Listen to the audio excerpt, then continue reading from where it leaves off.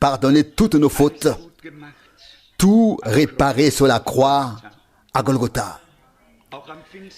Le jour de la Pentecôte, nous louons également le Seigneur pour ce qui s'est passé à Golgotha. Il n'y aurait pas eu de Pentecôte sans Golgotha. C'est là qu'a eu lieu le grand jour de la réconciliation de Dieu avec l'humanité. Dieu était en Christ et a réconcilié le monde avec lui-même. Dieu ne pouvait pas faire plus que ça. Nous ne pouvions pas aller à lui. Nous étions séparés de lui. Il a dû venir à nous et ôter la séparation, le mur de séparation. Oui, ôter le pouvoir à la mort, vaincre l'enfer et Satan et mettre en lumière la vie éternelle et une nature impérissable. Il l'a fait. Loué soit son nom glorieux. Je crois que nous sommes très reconnaissants envers le Seigneur. Et si nous ne le sommes pas encore, puissions-nous très vite devenir reconnaissants pour la grâce et le privilège de pouvoir croire aujourd'hui, au milieu de toute la confusion religieuse, au milieu des nombreuses interprétations de la parole, au milieu des nombreuses orientations qui existent, la grâce de croire, comme le dit l'Écriture, de reconnaître le temps dans lequel nous vivons et de nous ranger entièrement du côté de Dieu. Je suis encore touché par hier soir et j'espère seulement que nous sommes tous d'accord intérieurement, que nous sommes d'accord avec Dieu, que nous suivons, que nous disons oui et qu'un désir profond de faire l'expérience de Dieu monte en nous. J'imagine que lorsqu'une personne est malade, et je voudrais maintenant vous faire part à tous de cette intention de prière très particulière, que nous puissions recevoir la foi au cours de ce service divin et prier pour un jeune homme de 27 ans qui vit à Hambourg. On lui a ouvert le crâne pour pratiquer une opération quelconque et voilà qu'un côté s'est retrouvé paralysé d'un seul coup. Et maintenant, on veut rouvrir le crâne et personne ne sait encore ce qu'il en adviendra. La détresse est grande et le cri vers Dieu est très fort. Il est le grand médecin. Et nous avons souvent chanté le cantique, le grand médecin est maintenant près de nous. Près de nous. Et le Seigneur lui-même se présente dans sa parole et dit, « Je suis le Seigneur, ton médecin. » Exode 15, 26. Tout comme il est notre sauveur, le Seigneur, ton rédempteur. Il est également le Seigneur, notre médecin. Nous voulons donc assurer notre sœur qui nous a demandé de prier pour ce jeune homme, que nous le ferons de tout notre cœur. Et nous nous mettons à la place de celui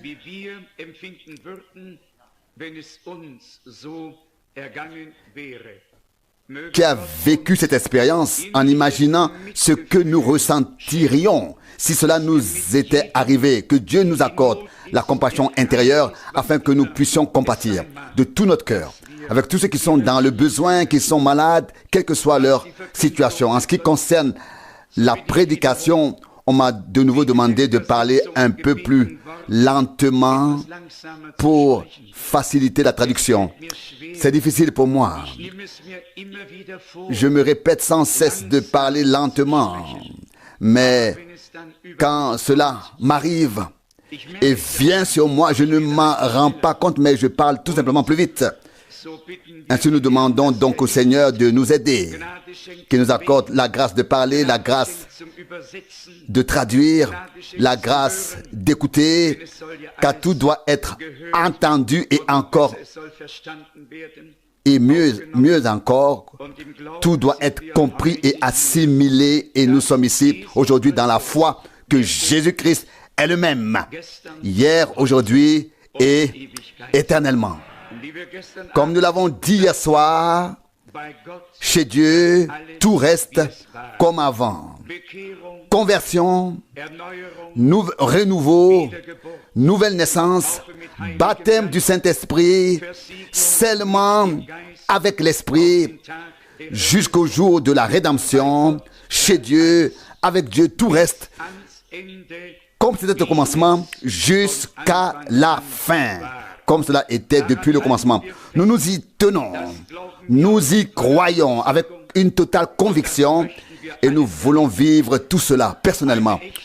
Une véritable conversion, un retour à Dieu, une repentance opérée par le Saint-Esprit. Nous lirons encore quelques passages de la Bible, puis le renouveau, la nouvelle naissance, et d'être rempli ensuite du Saint-Esprit. Et puis il est encore écrit dans Hébreux 12, sans la sanctification, personne ne verra le Seigneur. Hébreux 12, 14, nous pouvons dire conformément aux Écritures que sans le baptême du Saint-Esprit, nous n'avons pas la puissance qui doit nous changer. Car c'est ce qui est écrit dans l'Épître aux Romains. Je vais peut-être vous le lire tout de suite afin que vous l'ayez par écrit. Il est préférable de donner les choses par écrit. Dans le chapitre 8 de l'Épître aux Romains, il est écrit au verset 11. « Et si l'esprit de celui qui a ressuscité Jésus d'entre les morts habite en vous, celui qui a ressuscité Christ d'entre les morts rendra aussi la vie à vos corps mortels par son esprit qui habite en vous. » La puissance vivifiante de Dieu ne vient pas de nulle part. À ce moment-là, elle doit avoir pris demeure en nous. Nous devons avoir été scellés par le Saint-Esprit. Et alors, cela se produira. Et nous réalisons à quel point la situation est grave lorsque nous pensons que l'enlèvement est imminent. Il y avait des questions sur la pluie de l'avant et de l'arrière-saison, des questions sur la manière dont tout cela doit être classé selon les Écritures. Lisons à ce sujet quelques passages de l'Ancien et du Nouveau Testament dans Zacharie chapitre 10 en ce qui concerne la pluie de l'avant et de l'arrière-saison. Zacharie chapitre 10, verset 1, il est écrit ce qui suit. Zacharie chapitre 10, verset 1. Demandez au Seigneur la pluie au temps de la pluie de l'arrière-saison et de l'avant-saison. Le Seigneur est celui qui forme les nuages de tempête et qui donne la pluie en abondance à toute végétation sur la terre. Ici, les deux termes, pluie de l'avant et l'arrière-saison, sont utilisés, mais nous devons surtout demander la pluie, comme il est dit ici, au temps de la pluie de l'arrière-saison. Il n'est pas dit prier au temps de la pluie de l'avant-saison. Oui, ou alors les deux. Mais ici, la pluie de l'arrière-saison, bien qu'elle vienne en dernier, est mentionnée en premier. Demandez au Seigneur la pluie au temps de la pluie de l'arrière-saison. Ce mot, cette parole s'adresse clairement à nous. Ces jours-ci, à l'époque, au commencement, quand la pluie de l'avant-saison tombait, et cela est simplement tiré de la nature. Le Seigneur a utilisé des exemples naturels afin que même un agriculteur puisse bien les comprendre. La pluie de l'avant-saison, la pluie du printemps arrive au moment des semailles. Quand il faut semer, la pluie doit venir pour ramollir le sol, le rendre cultivable et permettre les semailles.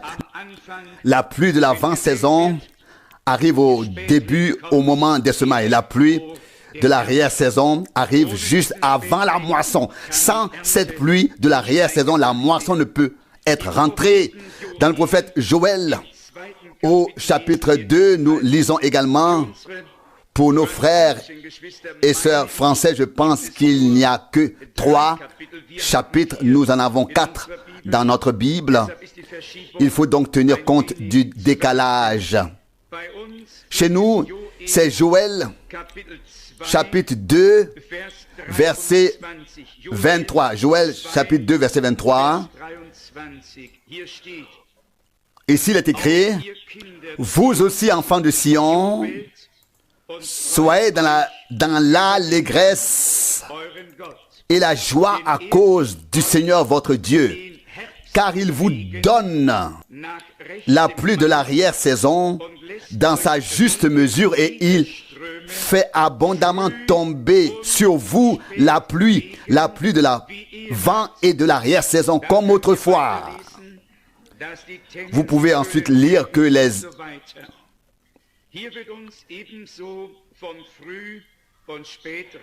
aires de battage se rempliront, etc. Ici, il est également question des pluies de l'avant et de l'arrière-saison. Et nous croyons que Dieu veille sur ces paroles et qu'il les accomplit.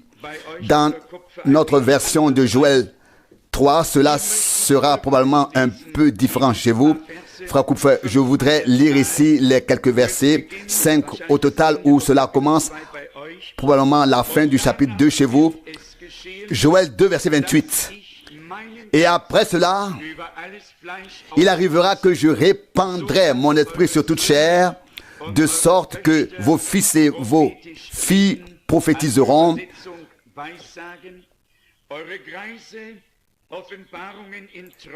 que vos vieillards recevront des révélations en songe. Ici, le mot révélation est important, car beaucoup ont des songes, spécialement quand ils ont mangé trop tard et trop.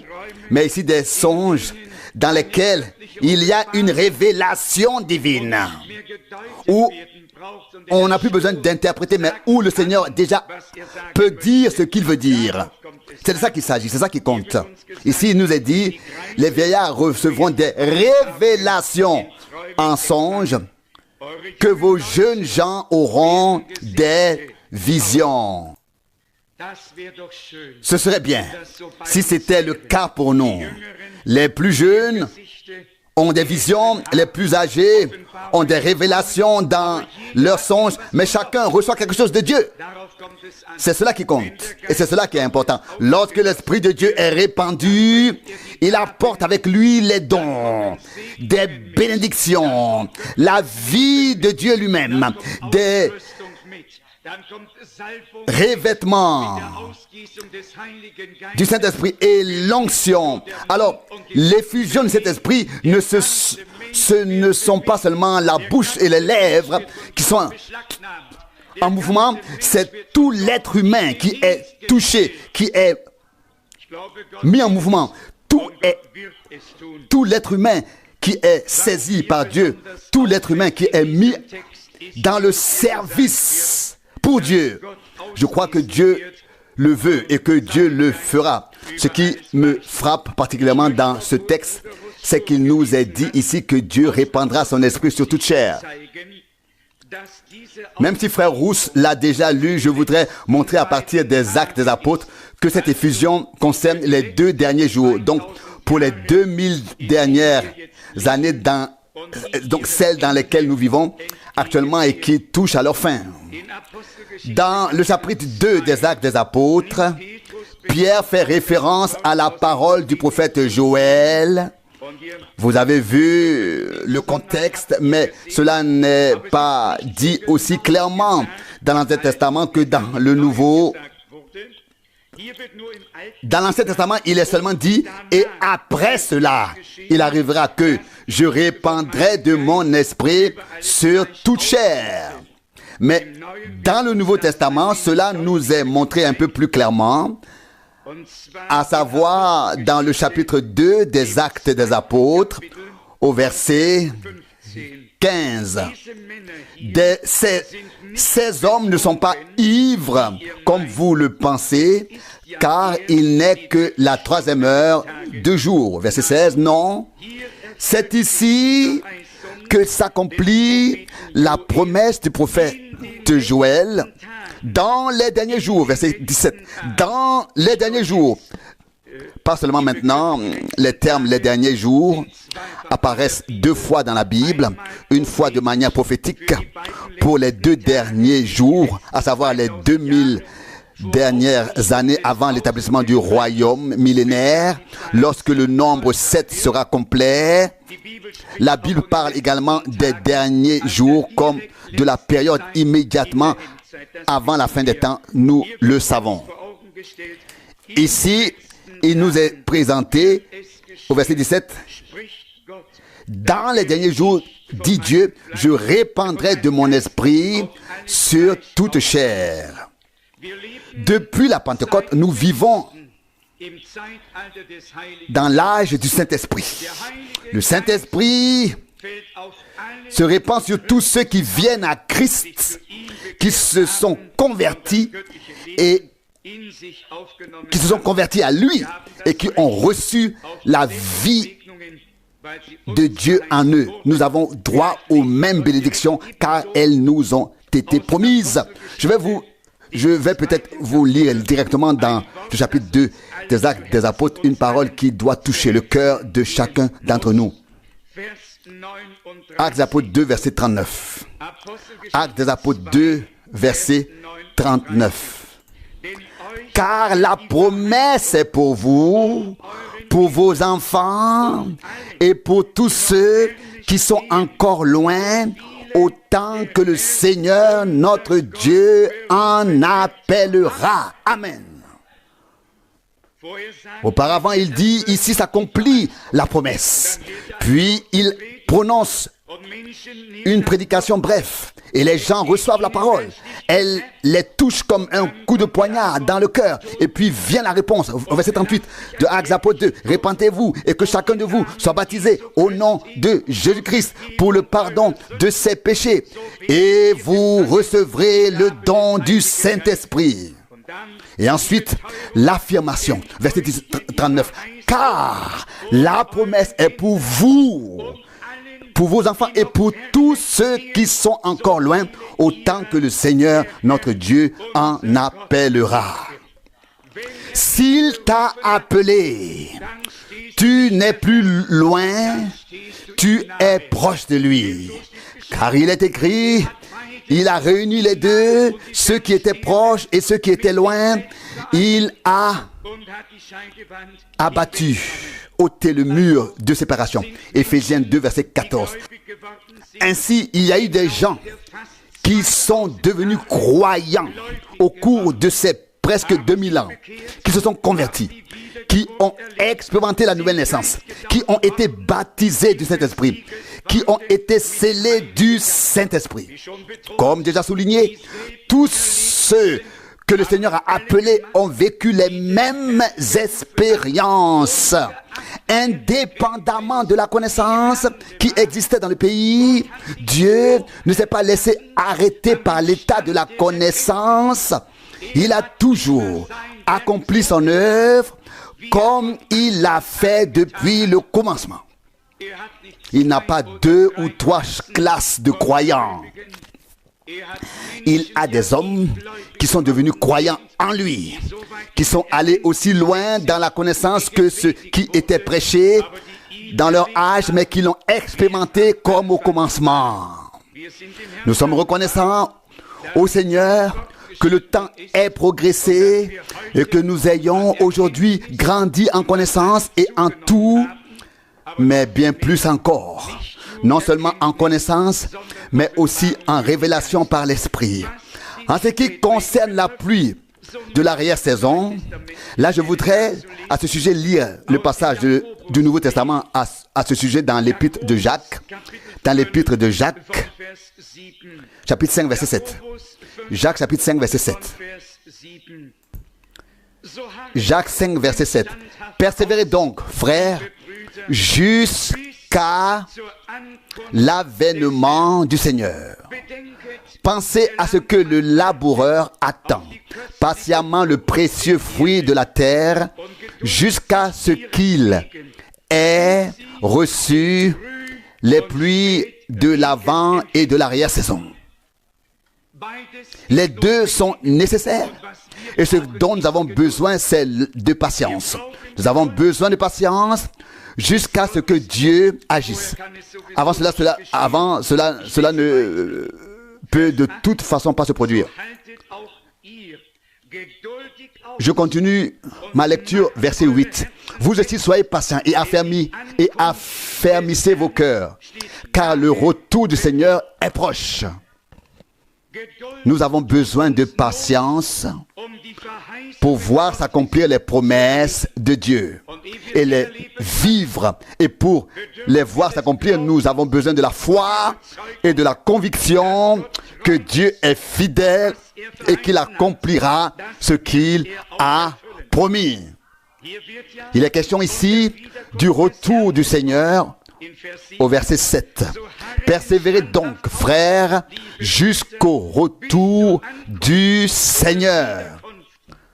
Jusqu'à l'avènement ou du retour du Seigneur. Alors viendront les pluies de l'avant et l'arrière-saison qui feront germer les précieux fruits de la terre. Il en est dit davantage au verset 9. Ne vous plaignez pas les uns des autres, frères, afin que vous ne soyez pas jugés. Souvenez-vous bien que le juge est à la porte. Verset 10. Chers frères, prenez pour modèle de souffrance et de patience les prophètes qui ont parlé au nom du Seigneur. Pensons à tous les prophètes qui ont parlé au nom du Seigneur, qui ont annoncé ce que Dieu ferait et qui ne l'ont pas vu. Comment les critiques ont-ils pu venir et dire, écoute, tu as dit qu'une vierge enfantera et où est l'accomplissement de ce que tu as dit?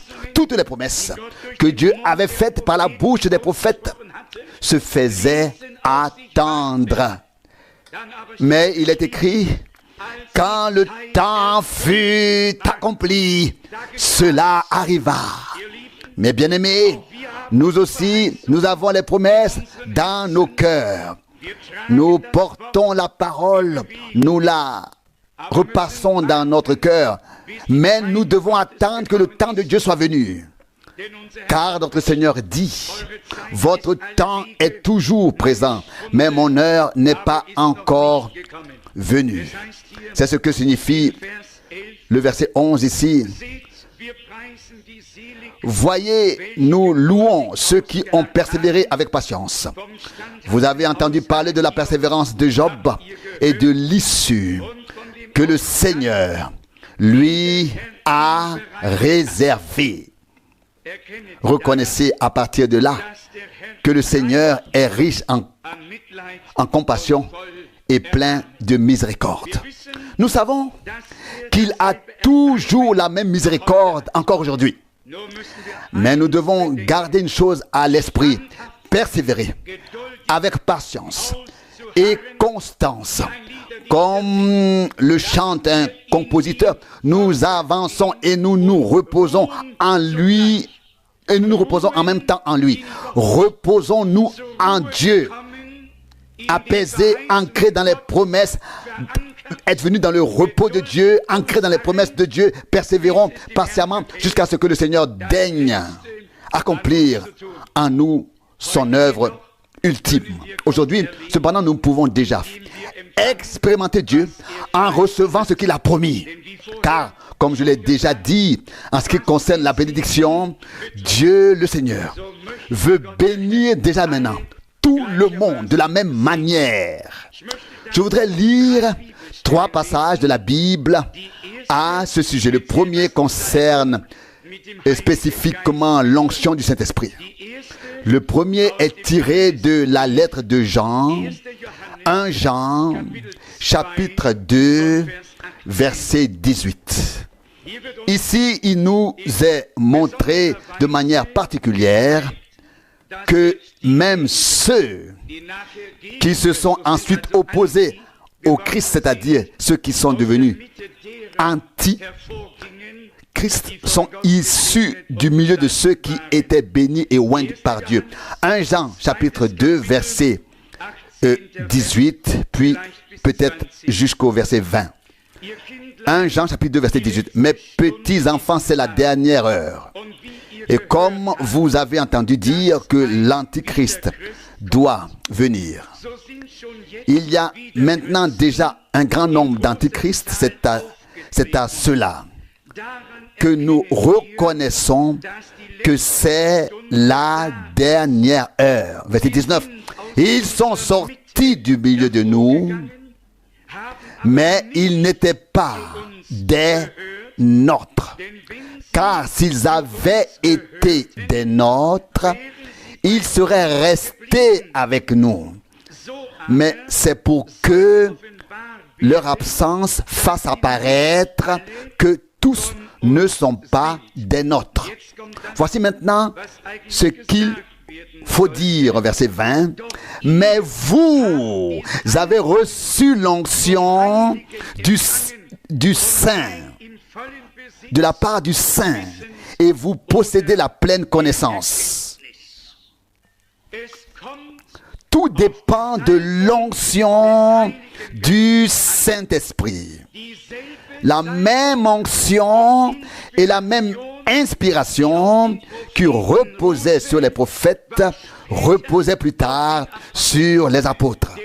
Le même Saint-Esprit a révélé et transfiguré dans le Nouveau Testament l'accomplissement des prophéties de l'Ancien Testament. Et ainsi, tous ont été enseignés par Dieu à travers l'onction du Saint-Esprit. L'onction ne se limite pas à des gens qui applaudissent et éprouvent un sentiment de béatitude.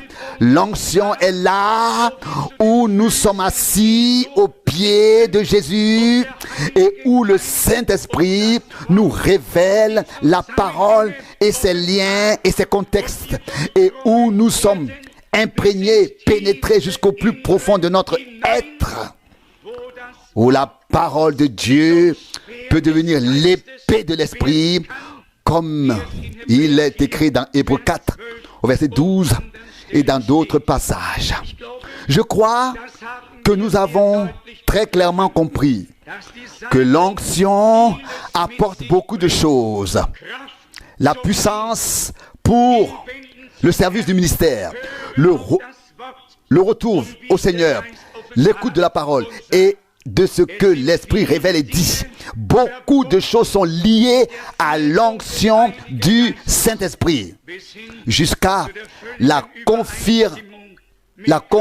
conformité totale avec Christ et la parole de Dieu. Ici, Jean a écrit que nous, c'est-à-dire ceux qui sont devenus croyants, ont reçu l'onction, et comme l'onction enseigne.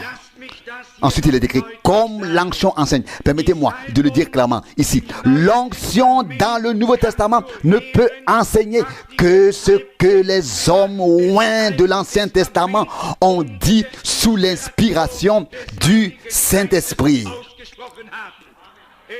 Il doit y avoir une concordance parfaite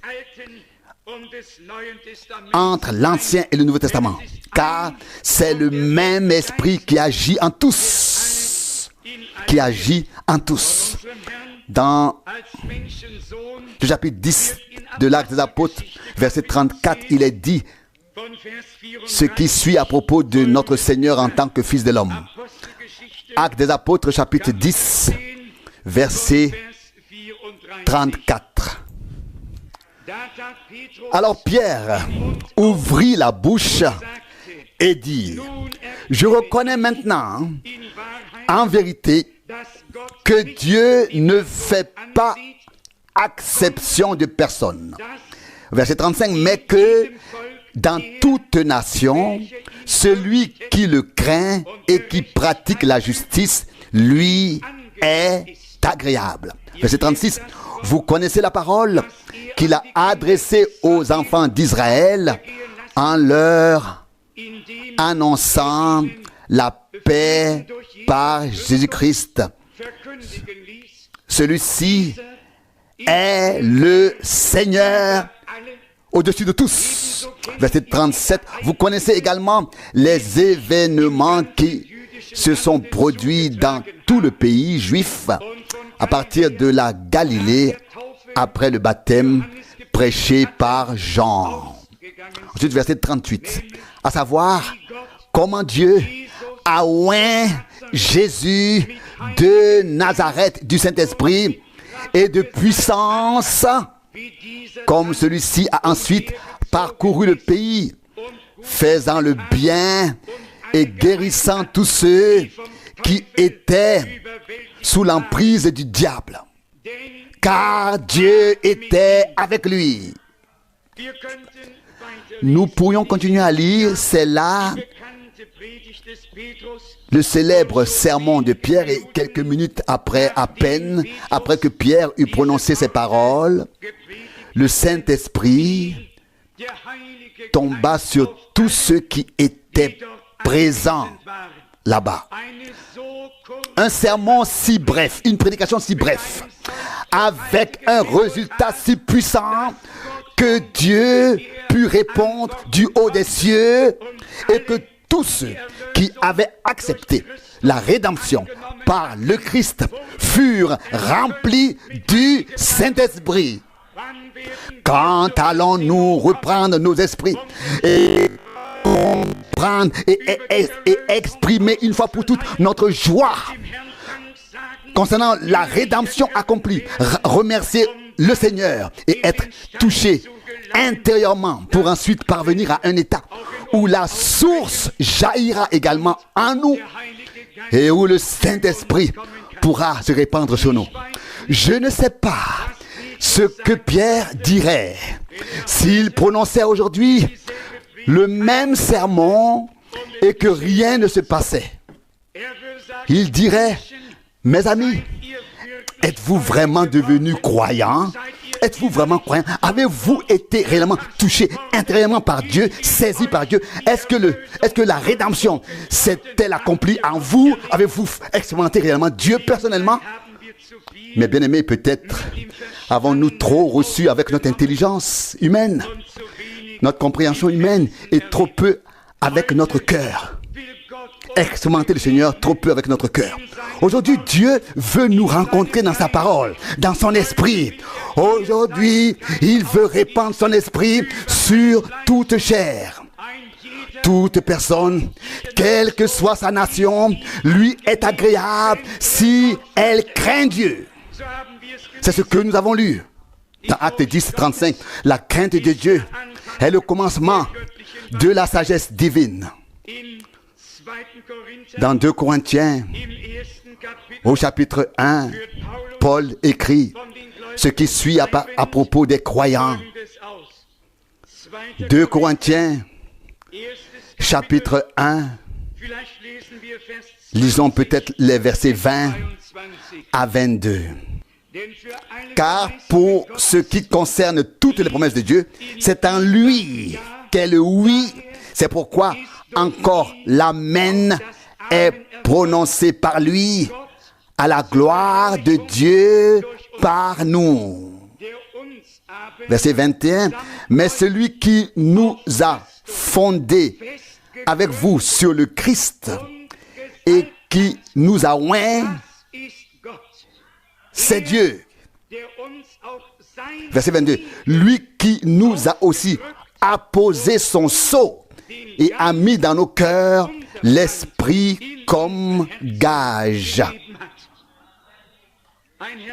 Une parole magnifique, merveilleuse, mais elle est encore plus belle lorsqu'elle n'est pas seulement écrite, mais qu'elle peut devenir réalité en nous, en moi, en toi.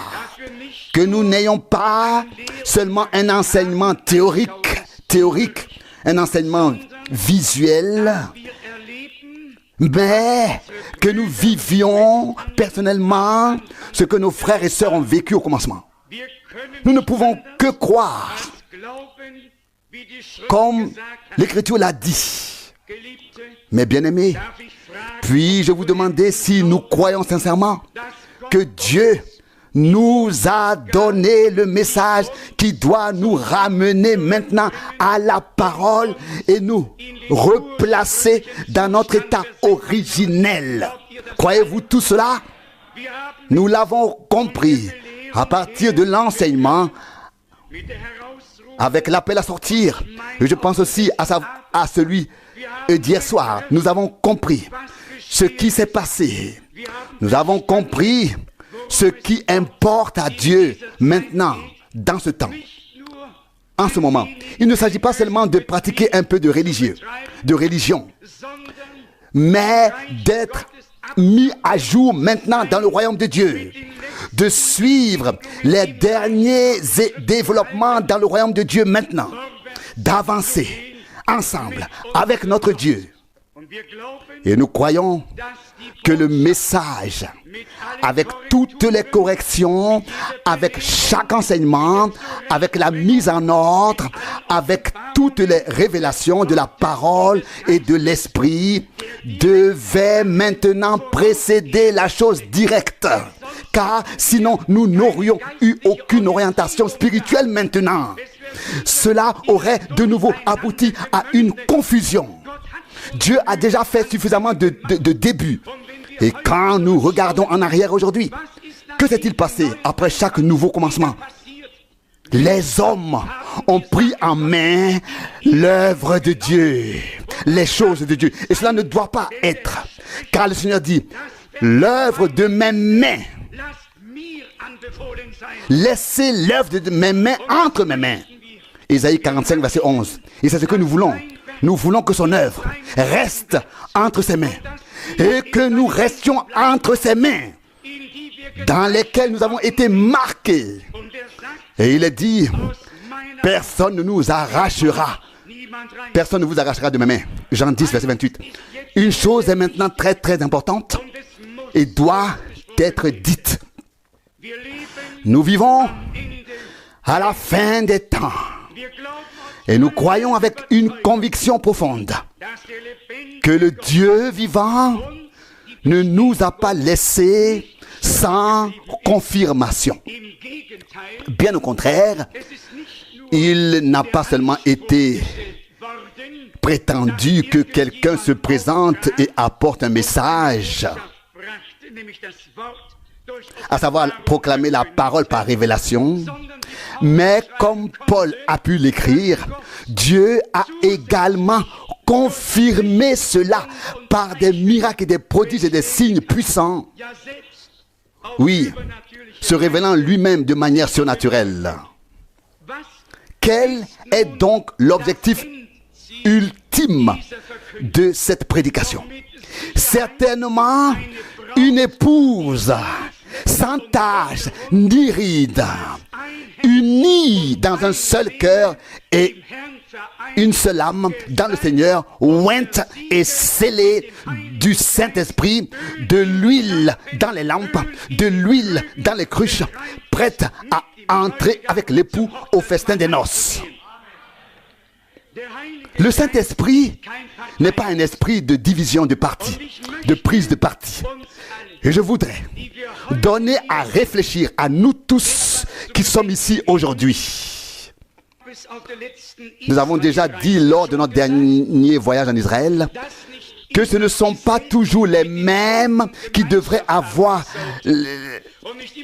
communion avec les mêmes et que ce ne sont pas toujours les mêmes qui devraient parler avec les mêmes, que ce ne soit pas toujours les mêmes qu'on voit assis à la même table et comme ça former un petit parti au sein du corps du Seigneur, mais que chacun devrait parler à chacun, chanter, prier avec chacun, afin que les différentes orientations et petits groupes et comme petits ne soient plus reconnaissables, des petits groupes, des petites prises de parti, mais comme des groupes.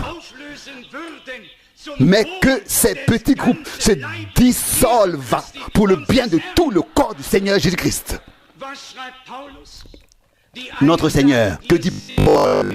Les uns disent, nous sommes avec Képhas, les autres, nous sommes avec Apollos, les troisièmes, oui, nous sommes avec ce frère, nous sommes avec ce frère. Il y a ici un frère qui dit toujours très ouvertement, frère Franck, il n'y a pas que des branhamistes, il y a aussi des franquistes, etc. Et non, je n'aime pas ça. Je n'aime pas ça. Je voudrais voir le jour où les serviteurs de Dieu seront respectés en tant que serviteurs de Dieu, mais où tous se rangeront du côté de Jésus-Christ et lui rendront gloire à lui seul, respecteront sa parole et seront oints du Saint-Esprit.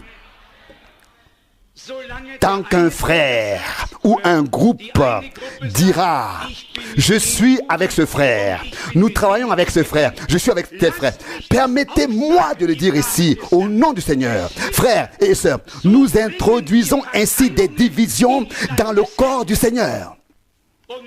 Et s'il arrive, par exemple, que des frères aient des différends entre eux, Paul et Pierre en ont eu, Paul et Barnabas en ont eu. Vous connaissez tous les actes des apôtres. Mais l'important était qu'aucun parti ne soit pris par les croyants pour l'un ou pour l'autre. Car alors les frères se réconcilient si personne prend parti pour l'un ou pour l'autre. Mais si deux factions se forment, deux groupes se forment, alors les frères qui ont un différent ne se réconcilient plus. Et vous, croyants, vous êtes coupables si les frères ont un petit différent entre eux et que vous soutenez les différentes prises de parti et vous les formez. Vous êtes coupables si les frères ne se réconcilient plus. Avez-vous compris cela? Je ne sais pas. Est-ce que vous dormez? Non, mais vous savez que vous n'avez pas de micro là-bas et vous entendez certainement mieux quand on parle au micro, par le micro. Mais avez-vous compris cela? Avez-vous compris cela? Cela arrive toujours. Mais nous vivons maintenant dans les derniers temps. Et le corps du Seigneur ne doit en aucun cas être brisé ou alors déchiré. Cela ne doit plus arriver. Et vous savez, en tant que frères serviteurs, nous avons parfois une position ferme qui peut être juste. Et si quelqu'un d'autre ne voit pas les choses de la même manière, nous nous retrouvons alors en difficulté. Le Seigneur a bien des mal avec nous, ses serviteurs. C'est pourquoi nous vous demandons de prier sincèrement pour nous, afin que la parole du Seigneur se répande sans entrave, soit prêchée, et que le peuple de Dieu se retrouve simplement, tombe dans les bras du Seigneur et le remercie pour le grand privilège que nous avons d'entendre sa parole en ce temps, de croire, mais aussi en même temps de suivre intérieurement et de comprendre que toutes les différentes directions, les directions convergent désormais vers une seule et même direction. Et cette direction est celle qui mène vers le ciel. Et alors, nous avons le même objectif, même si parfois de petites différences apparaissent ici et là. Ce qui est important, c'est que nous soyons intérieurement connectés à Dieu. Et je me souviens quand frère Branham a commencé son ministère, les gens de la Trinité voulaient absolument le relier à leur cause, de leur côté. Mais ils lui ont dit, si tu viens chez nous, nous te donnerons tout, mais tu ne pourras pas aller chez les autres. C'était les gens de l'unité de qui il parlait. Et les gens de l'unité ont dit, viens chez nous, mais n'aie rien à faire avec les autres. Frère Branham était dans une détresse terrible. Et voilà que le Seigneur lui a montré une vision. Il a vu 2 arbres. Et il a vu ces 2 arbres remplis de fruits. On voyait à peine les feuilles, tant il y avait de fruits sur les 2 arbres. Sur l'un des arbres était écrit Trinité, sur l'autre Unité. Et Frère Branham s'est placé entre ces 2 arbres, a pris l'un avec sa main gauche, l'autre avec sa main droite, et les a secoués vigoureusement, tous les 2. Et voici, les fruits sont tombés. Il n'a pas pris parti. Il s'est placé entre eux et a pu faire l'appel à sortir des 2 côtés. Mes chers amis, nous croyons en effet, du moins je le crois, qu'il y a encore des gens dans toutes les communautés religieuses et les communautés religieuses libres qui doivent encore être appelés à sortir.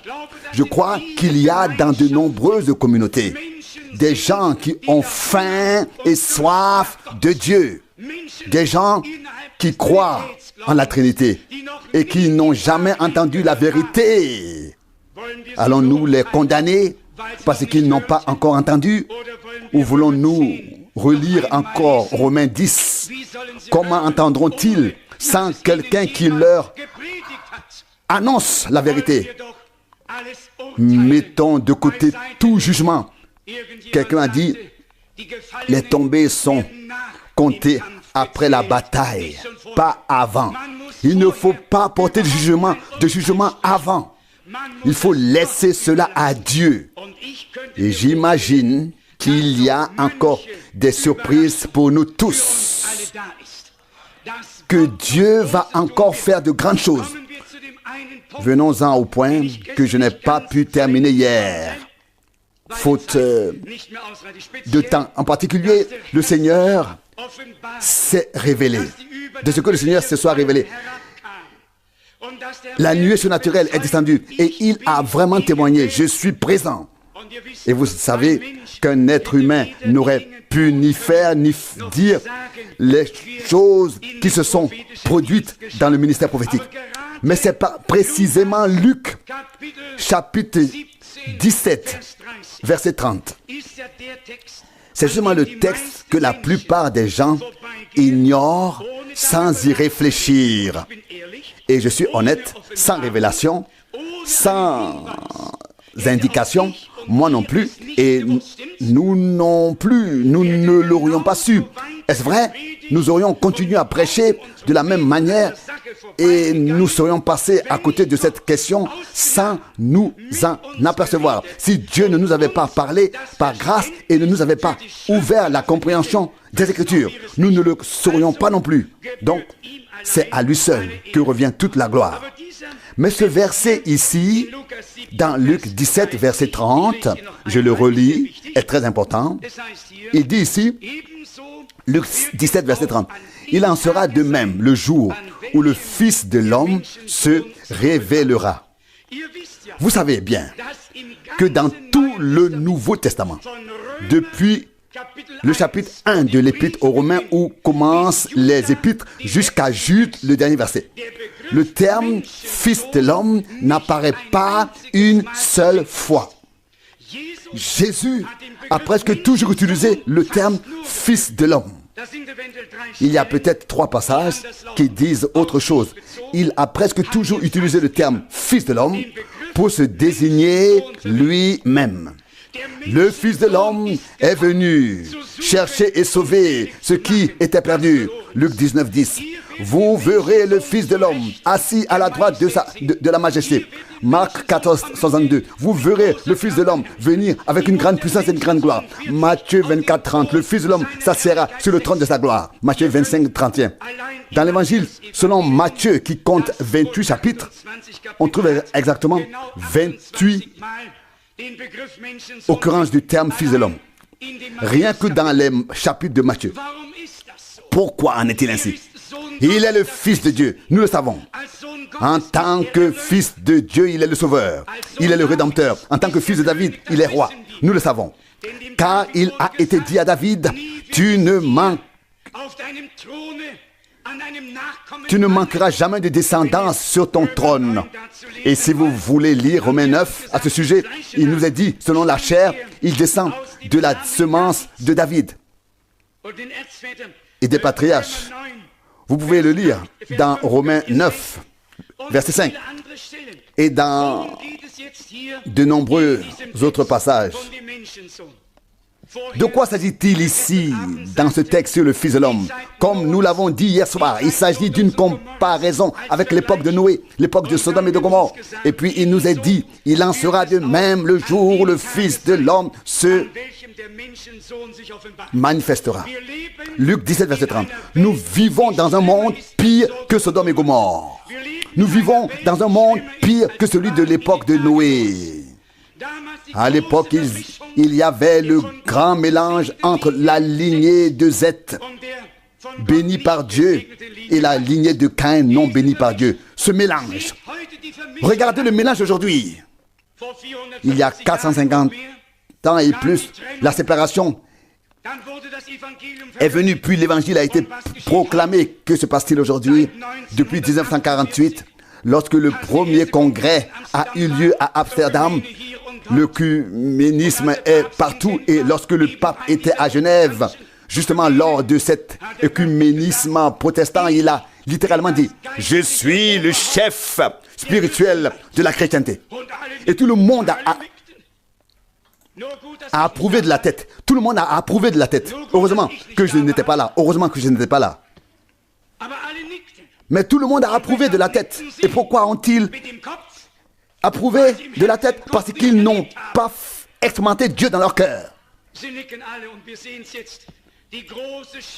Ils approuvent tous, et nous le voyons maintenant, la grande blessure à l'épée infligée à cette puissance qui règne sur les rois de la terre est en train de guérir. Et là aussi, il y a plusieurs passages qui disent, Apocalypse 13, versets 3 et 12, l'une de ces têtes a été blessée comme à mort. Et puis à nouveau, la blessure à l'épée, à la bête. Qu'est-ce que l'épée? L'épée est la parole de Dieu, et les réformateurs et les pré-réformateurs ont donné leur vie pour que la réformation puisse s'imposer et que l'épée de l'esprit puisse être utilisée pour porter un coup fatal à ce système impie, imprégné de politique et d'économie, et seulement recouvert d'un voile religieux. L'épée est la parole de Dieu. Le coup fatal a été porté. Qu'en est-il aujourd'hui? Le pays où ce coup a été principalement porté est resté divisé jusqu'à présent. Et la chrétienté a également été divisée. Et maintenant, tout se rassemble à nouveau. Tout. La division politique cesse. La division religieuse cesse. Toute l'Europe redevient une grande puissance. L'ancien empire romain renaît sous nos yeux. Et que dit la Bible là? Le monde entier s'étonnait que la bête qui était là ne soit plus et de nouveau apparaîtra, que cette blessure ait été guérie. Apocalypse 13, verset 3. Tous étaient étonnés. Je ne m'étonne pas. Je dis seulement, sous nos yeux, l'écriture s'accomplit. Puissions-nous avoir la grâce de comprendre ces choses et de les voir tout autant que nous nous réjouissons de la fin de la division politique. Nous savons aussi que la religion est derrière tout cela et que les choses doivent prendre forme pour s'inscrire dans la fin des temps. Là aussi, mon cœur exulte et se réjouit. S'il n'y avait pas eu de prophète dans notre génération, je ne saurais pas non plus toutes ces choses. Mais je suis reconnaissant à Dieu que le Seigneur m'ait accordé cette grâce. Je n'ai pas seulement entendu, j'ai cru, j'ai étudié les Écritures et j'ai demandé à Dieu de me révéler ces choses, de me les accorder par révélation. Nous avons annoncé que la pure vérité, acceptez-la, acceptez-la, imprégnez-vous-en jusqu'au plus profond de votre être. Nous vivons le jour où le Fils de l'homme s'est manifesté. Comme je l'ai dit hier, sa révélation et sa venue, sa manifestation et sa venue sont deux choses très différentes. Mais maintenant, dans le chapitre 18, de Luc, quelque chose de très important nous est dit en rapport avec le fait que le terme Fils de l'homme a été introduit comme objet de foi. Luc, chapitre 18, versets 6 à 8. Le Seigneur poursuivit. Écoutez ce que dit le juge inique, verset 7. Dieu ne rendra-t-il pas justice à ses élus qui crient vers lui jour et nuit, même s'ils usent de patience à leur égard? Hier, nous avons lu dans 2 Pierre 3 que Dieu fait preuve de patience afin que les derniers soient sauvés. Ici, ces élus s'écrient, Seigneur, Seigneur, jusqu'à quand? Et Dieu leur rendra justice.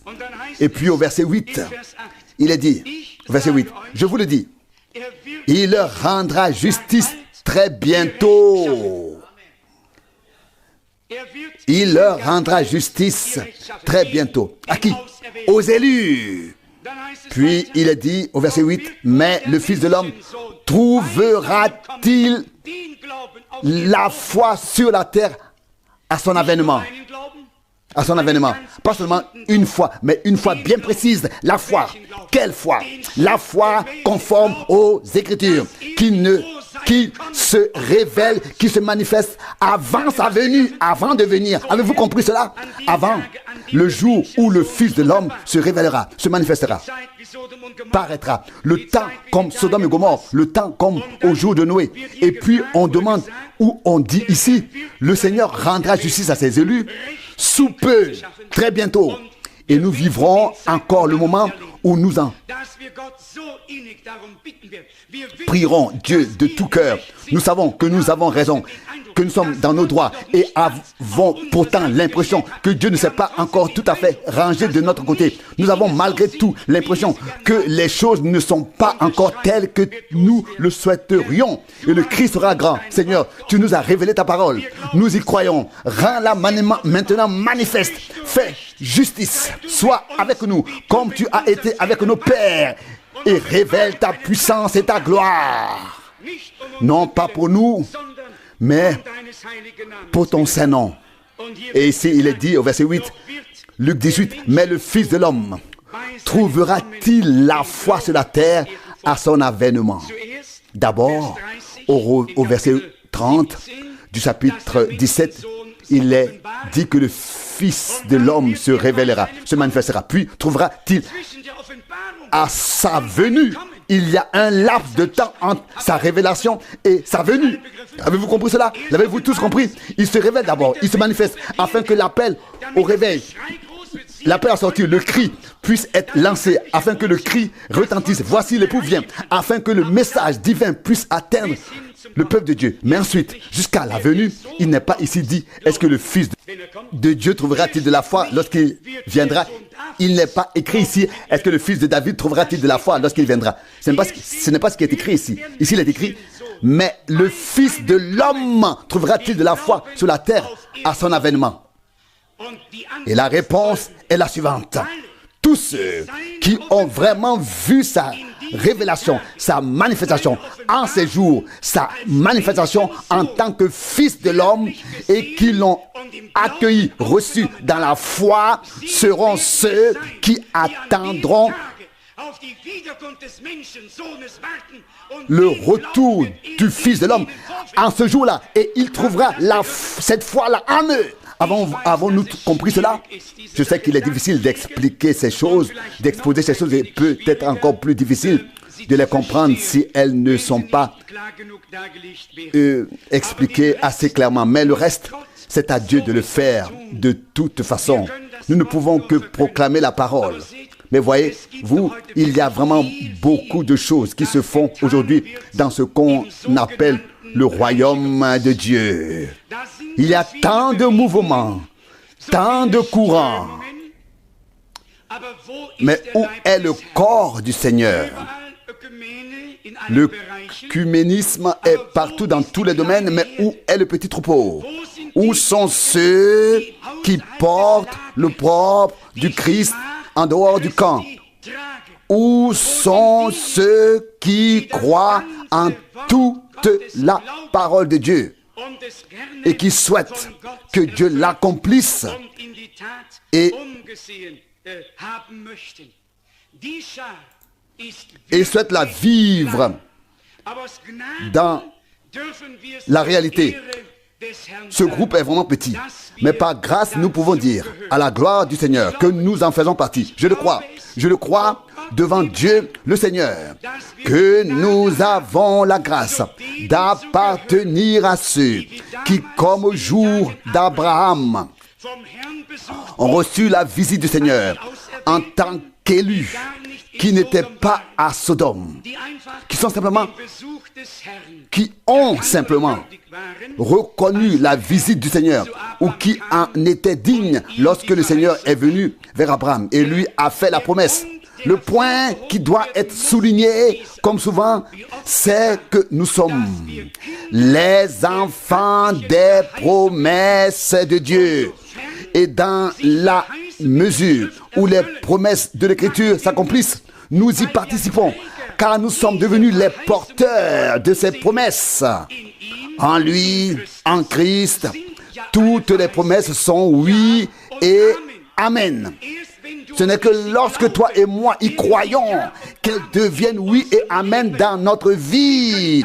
Elles peuvent être oui et amen pendant 1000 ans dans la Bible, mais ce n'est que lorsqu'elles nous sont révélées et que nous pouvons y croire de tout notre cœur qu'elles deviennent oui et amen à nous. Par exemple, la parole du prophète Joël était restée en suspens pendant de nombreuses années. Soudain, le jour de la Pentecôte, elle est devenue réalité. Pierre explique, ces hommes ne sont pas ivres comme vous le pensez, car il n'est que la 3e heure du jour. Non, ce qui s'accomplit ici, c'est ce que Dieu a prophétisé et promis par la bouche de Joël. Il aurait pu crier à haute voix, aujourd'hui, cette écriture s'accomplit sous vos yeux. Chers amis, en ce jour de la Pentecôte, nous ne pouvons pas nous attarder sur tous les autres développements. Aujourd'hui, il s'agit davantage de l'état spirituel réel, de savoir où nous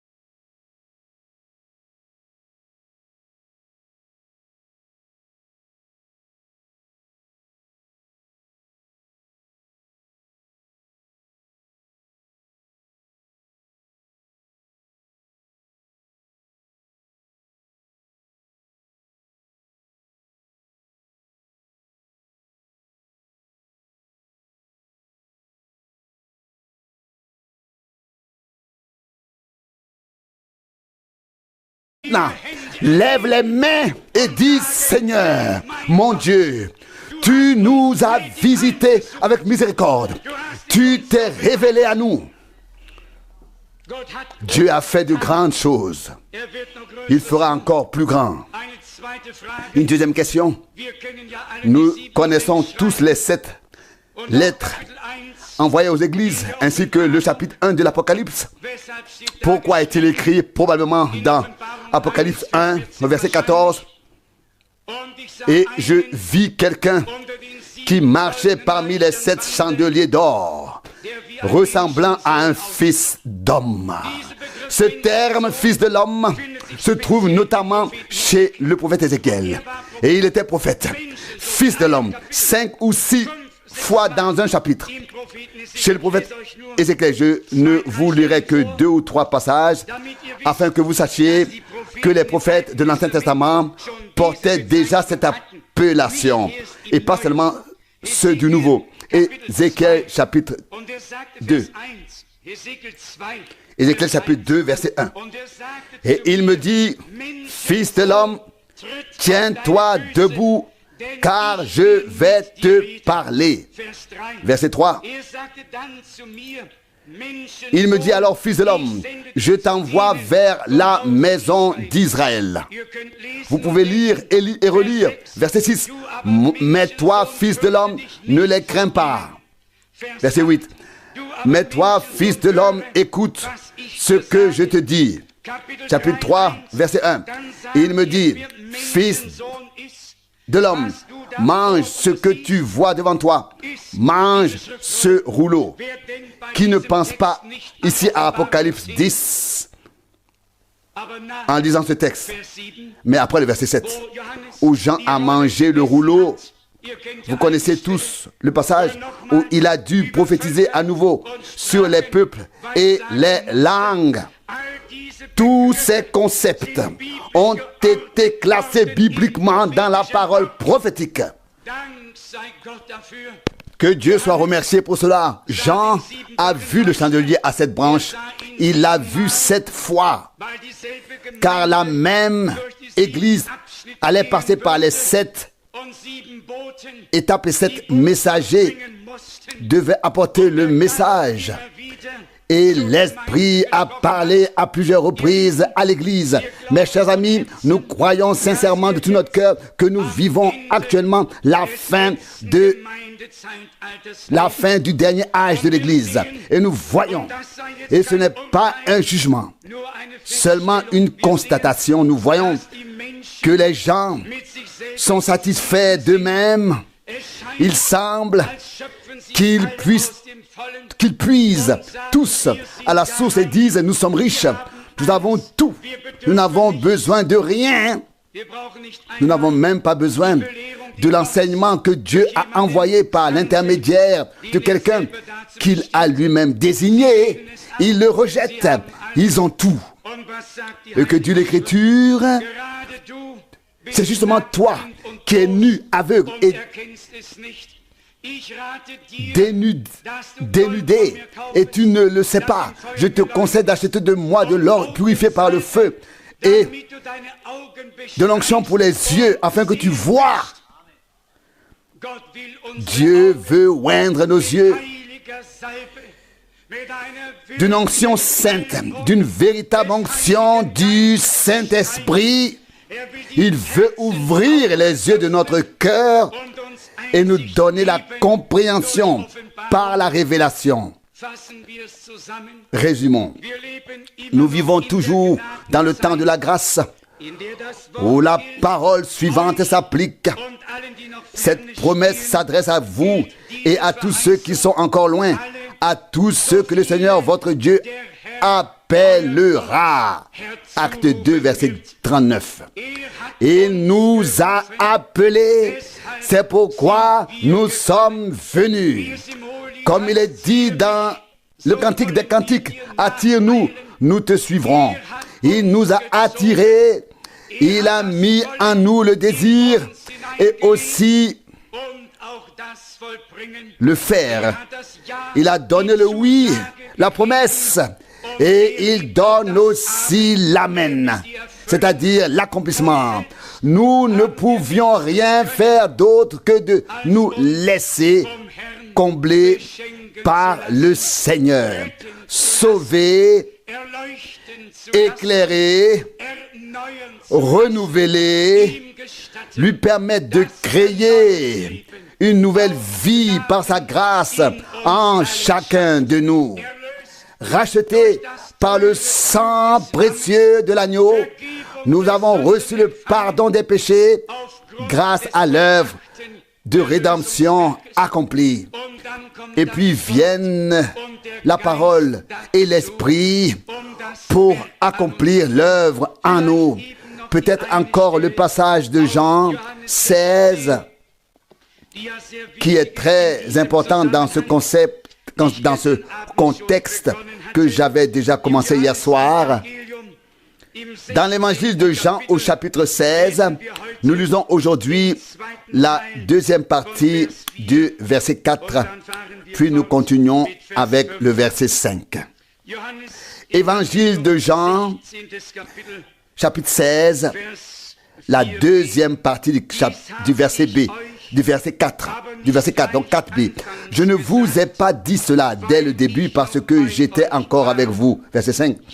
Mais maintenant, je m'en vais vers celui qui m'a envoyé. Vous voyez de quoi il s'agit ici? Il était envoyé. Envoyé. Jean était un homme envoyé par Dieu. Les prophètes étaient envoyés par Dieu. Ici, il est le Fils de l'homme dans la fonction de prophète. Ici, il se réfère correctement, conformément aux Écritures, à son envoi. Qu'est-ce que Dieu avait dit par l'intermédiaire de Moïse? Le Seigneur, ton Dieu, te suscitera du milieu de tes frères, du milieu de toi, parmi tes frères, un prophète comme moi. Vous l'écouterez et en tout ce qu'il vous dira, et toute âme qui n'écoutera pas ce prophète sera exterminée du peuple.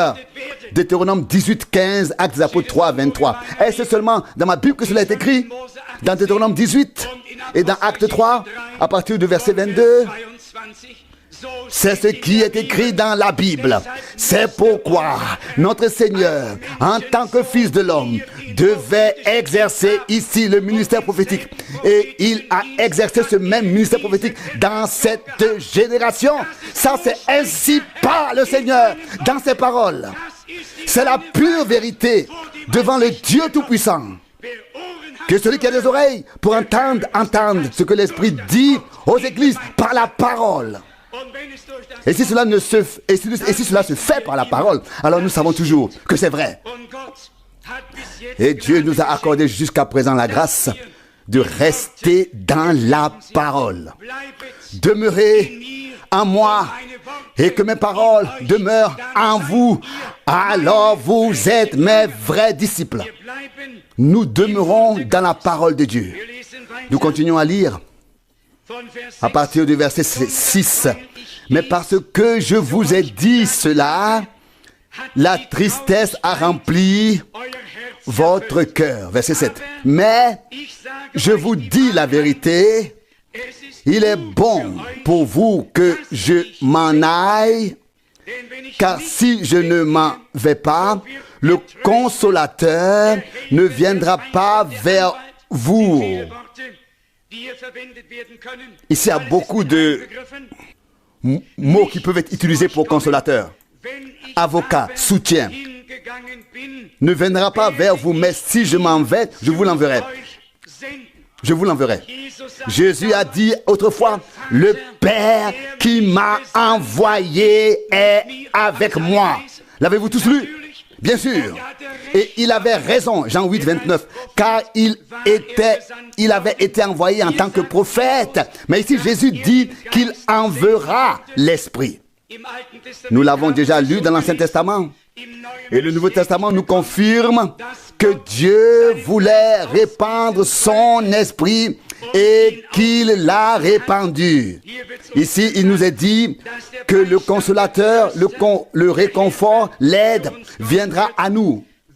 Verset 7. Mais quand je serai parti, je vous l'enverrai. Voici maintenant trois choses qui sont de la plus haute importance.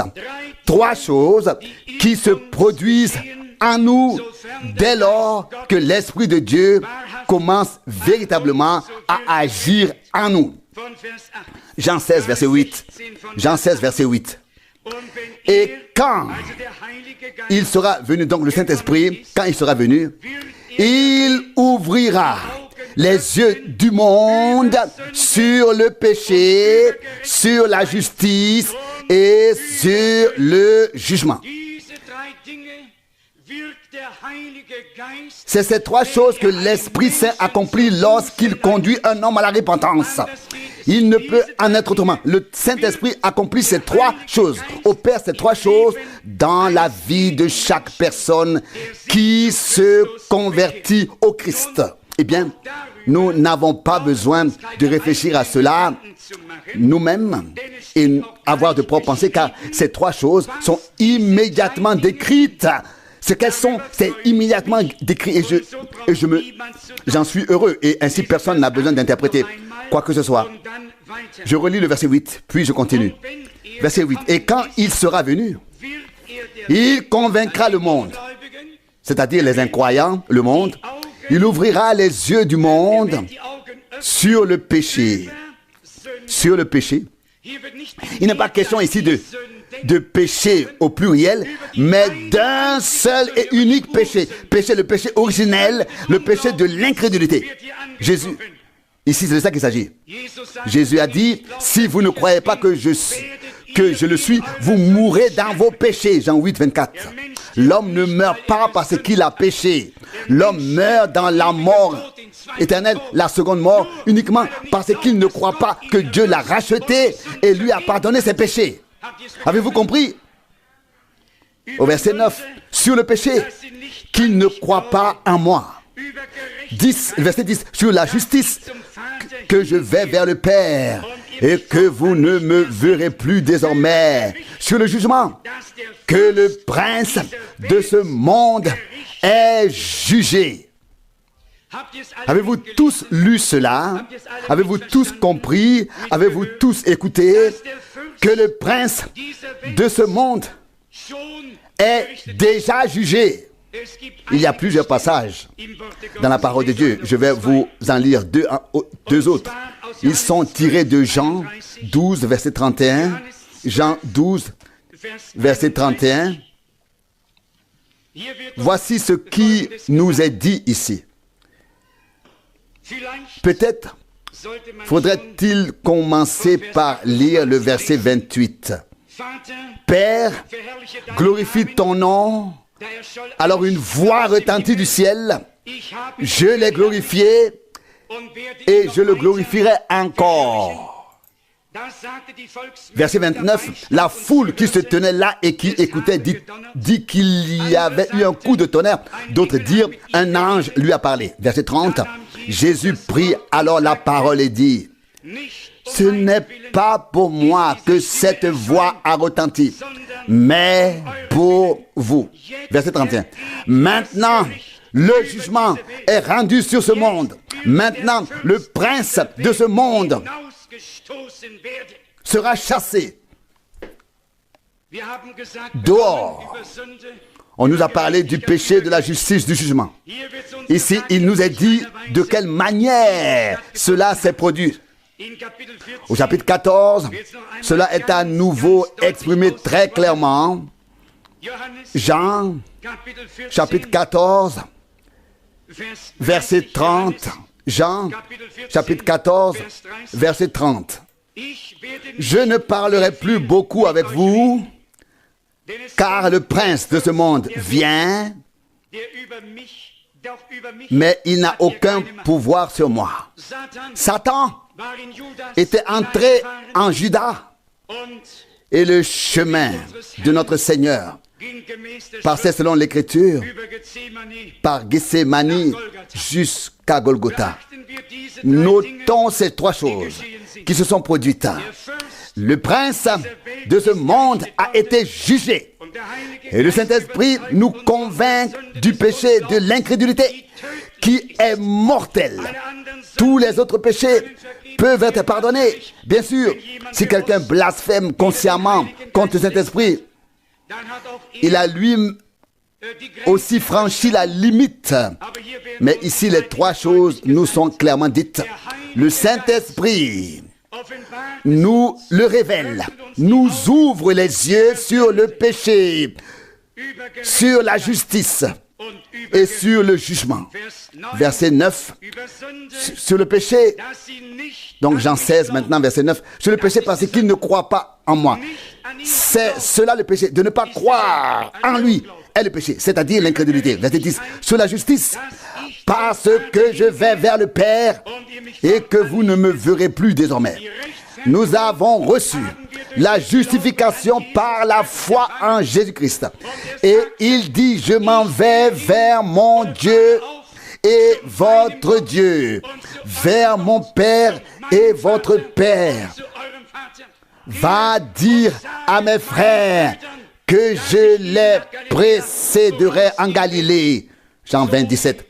De même que le Fils de l'homme est issu de paix, de Dieu, est sorti de Dieu, a été engendré et né, de même, nous aussi, nous avons été engendrés par Dieu et sommes nés de nouveau pour une espérance vivante. Nous sommes devenus fils et filles de Dieu par la foi en Jésus-Christ. Et il dit, je vais vous préparer une place et je reviendrai vous prendre avec moi afin que vous soyez où je suis. Jean 14, 3. Et quand cela sera manifesté, nous serons semblables à lui. 1 Jean 3, verset 2. Que son nom glorieux soit loué. L'Esprit de Dieu a-t-il pu accomplir tout cela en nous? Vraiment, en nous, l'avons-nous compris?